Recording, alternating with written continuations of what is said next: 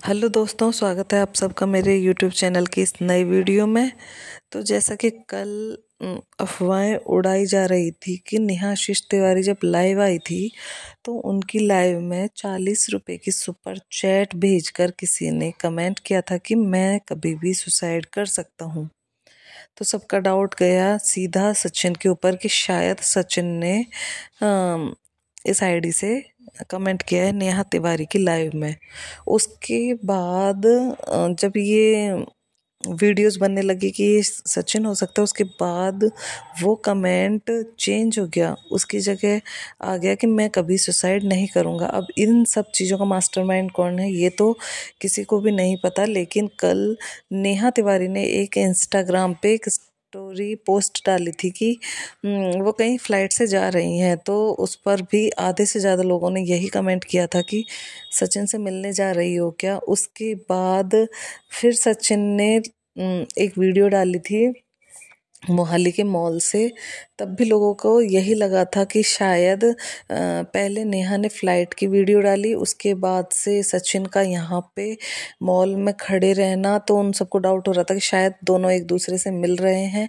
लेकिन सचिन ने प्रूफ दिया था कि वो कहीं नहीं गए हैं, वो मोहाली में ही हैं और मूवी देख रहे हैं। उन्होंने एक पोस्टर भी दिखाया था मॉल का ही कि देखो मैं मोहाली में हूँ। उसके बाद से लोगों ने कमेंट किया था कि सचिन और नेहा अभी भी टच में हैं, दोनों एक दूसरे से बात करते हैं, तभी नेहा इतनी नॉर्मल तरीके से अपनी वीडियोस डाल रही हैं और सचिन भी पहले जैसे नॉर्मल हो गए हैं।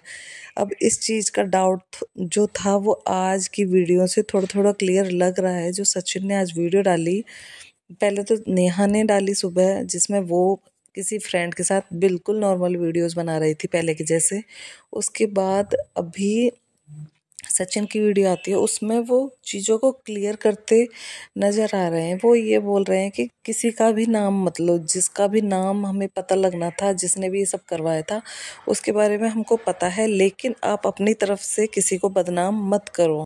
यहाँ वो चीज़ों को क्लियर करते नज़र आ रहे हैं, इमेज क्लियर करते नज़र आ रहे हैं। उन्होंने अचानक ही ये टॉपिक स्टार्ट किया कि लोगों ने अपने मन से इतनी बातें जोड़ दी थी। मैं मानता हूँ मेरे मन से जितनी बातें निकली वो आधी झूठ थी। उन्होंने अपनी बातों को ही झूठा साबित कर दिया। उन्होंने कहा कि उस टाइम मेरे गुस्से में इतनी बातें निकल गई थी जिसमें से आधी सच थी और आधी झूठ थी, और इन बातों को झूठा बना बना कर कई लोगों ने वीडियोस भी बनाई। उनका इशारा साफ तरीके से पता लग रहा था कि नेहा की जो खबर उड़ाई जा रही थी पहले कि नेहा प्रेग्नेंट है, नेहा की प्रेगनेंसी की तरफ उनका इशारा था कि वो जो खबर थी वो बिल्कुल झूठी थी, ऐसा कुछ भी नहीं था।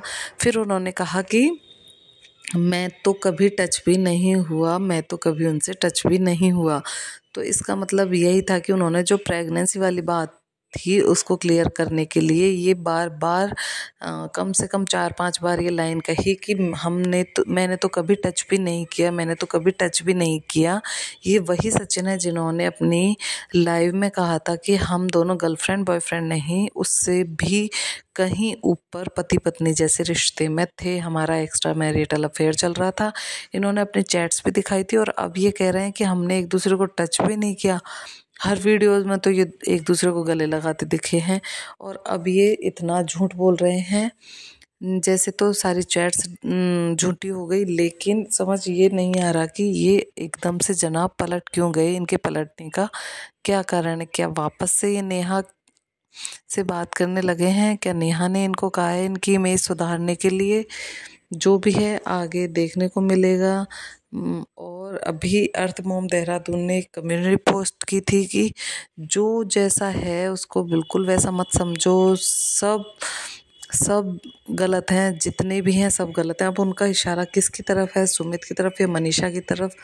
क्योंकि सचिन और नेहा तो पहले से ही गलत थे, तो ये उन्होंने कम्युनिटी क्यों डाली इसका पता तो अर्थ मोम देहरादून की नई वीडियो से ही पता चलेगा। लेकिन आप लोगों की क्या राय है इस बारे में कि क्या सचिन नेहा से बात